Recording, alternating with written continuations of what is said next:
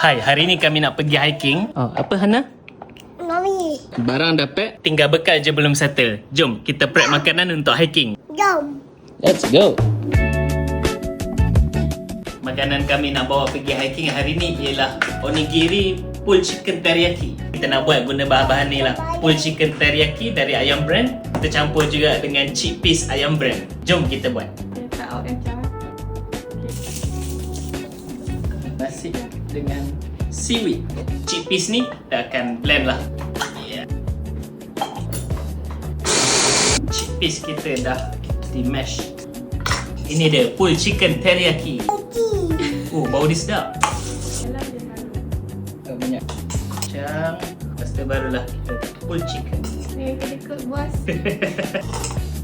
Nipiskan kat bawah.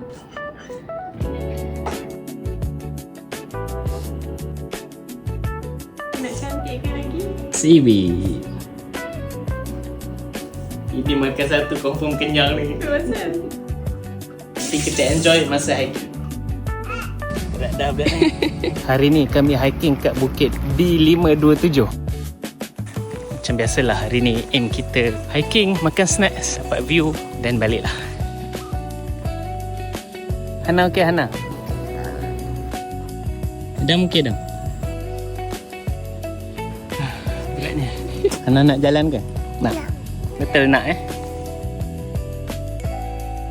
Bagus betul Hana. Anak saya tu, anak saya.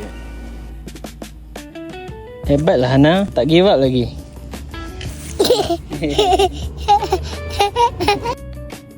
Yeay, dah sampai. Cantik.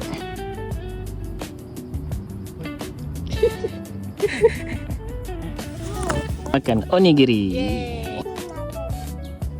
Adam suka onigiri. Sini ada lagi trail lain. Sana boleh panjat naik tali. Aeroplane dah gerak dah. Bye bye aeroplane.